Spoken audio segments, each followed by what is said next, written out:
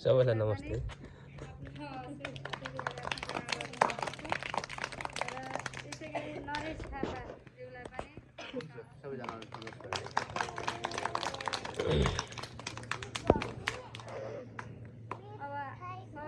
साथीहरूलाई पनि आफ्नो ठाउँमा आसन ग्रहण गर्न चाहन्छु। विद्यार्थी भाइ बहिनीहरूलाई पनि आफ्नो ठाउँमा आसन ग्रहण गरिदिनका लागि जय मासी अनि हामी यहाँ श्री बाबु नानीहरूलाई श्री कापी कलामहरू दिएका छौँ। आज आउनुभएका नवजीवन चर्चका सरहरूलाई चाहिँ स्वागत गर्नको लागि यसै विद्यालयका शब्दद्वारा यसै विद्यालयकी श्री गायत्री आचार्यले नवजीवन चर्चका अगुवा व्यक्तित्व जो चापाकोटमा रहेर चापाकोटमा आफ्नो कार्यलाई चाहिँ अगाडि बढाइराख्नु भएका व्यक्तित्व नुहान ढकाल ज्यूले यो कार्यक्रम आज हामीलाई यो विद्यालयमा प्रवेश गराउनु भएको छ। यो कार्यक्रमका अध्यक्ष एवं विद्यालय व्यवस्थापन समितिका अध्यक्ष सोमबहादुर राणाज्यू र प्रमुख व्यक्तित्व यही चर्चका नवजीवन चर्चका प्रमुख व्यक्तित्व नुहान ढकालज्यू, त्यस्तै गरी विशिष्ट व्यक्तित्व गीता थापा ढकालज्यू, त्यस्तै गरी विशिष्ट व्यक्तित्व बुद्धिबहादुर परियारज्यू, त्यस्तै गरी विशिष्ट व्यक्तित्व नरेश थापाज्यू।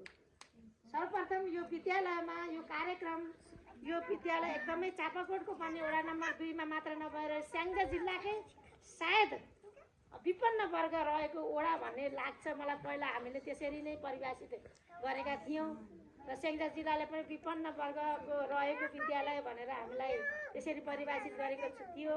यो विद्यालयमा सर्वप्रथम एकदम खुसी आत्मादेखि यी दुखी दिन दुखीलाई सहयोग गर्नुपर्छ भनेर जुन यो कार्यक्रम यो विद्यालयमा प्रवेश गराउनु भएको छ।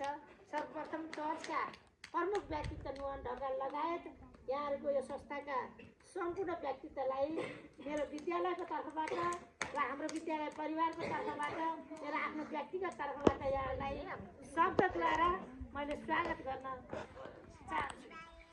यो विद्यालयमा जो कार्यक्रम मनैदेखि चाहिँ उहाँले हामीलाई फोन गर्नुभएको थियो र उहाँले हामीले माग नगरे तापनि उहाँलाई आत्मैदेखि यो विद्यालयलाई जुन चाहना लिएर यहाँ चाहिँ दिन दुखी अथवा गरिबका बच्चाहरूलाई शैक्षिक सामग्री वितरण गरेर यिनीहरूको बच्चाको शैक्षिक भविष्य उज्जवल गर्नको निमित्त जुन कार्यक्रम प्रवेश गराउनु भएको छ यो विद्यार्थीको तर्फबाट यहाँलाई मुरी आभार व्यक्त गर्दै आगामी दिनहरूमा पनि यहाँले यस्तै कार्यक्रमहरू ल्याइदिनको लागि हामीले अनुरोध गर्दछौँ र यो कार्यक्रम यहाँ ल्याइदिनु भएकोमा मेरो आत्मैदेखि शब्दमा कुनै शब्द पनि छैन।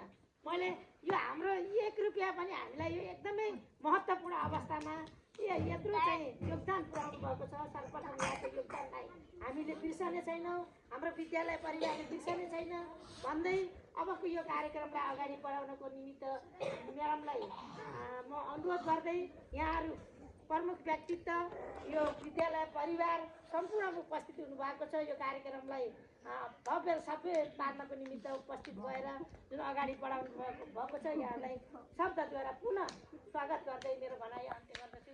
धन्यवाद, नमस्कार। क्रिसमसको बारेमा के हो, किसमा किन मनाइन्छ भन्ने विषयमा थोरै येशूको जन्मको बारेमा त्यसले लेखेको छ। ल्याउनु किताब हजुरले किताब ल्या सबलाई किताब ल त्यो ठुलो मालो पाएको त देखाउनु ल। धन्यवाद तपाईँको सहयोगको लागि। रामेश्वरी खान बाबु नानीहरूलाई कापी कलमहरू चाहिँ सहायता गरेका छौँ है। यहाँ धेरै झोलाको अभाव छ, यहाँ झोलाहरूको अलिकति काँचो छ, झोलाहरूको सेकेन्ड छैन, धेरै गाह्रो छ। यो झोलाहरू पनि सकेको होस् भएर हामीले यहाँ प्रार्थनामा सदिनलाई भन्न चाहन्छु। हस्, धन्यवाद। हुन्छ आज तपाईँहरूले फेरि हेर्नुभयो होला सबैले।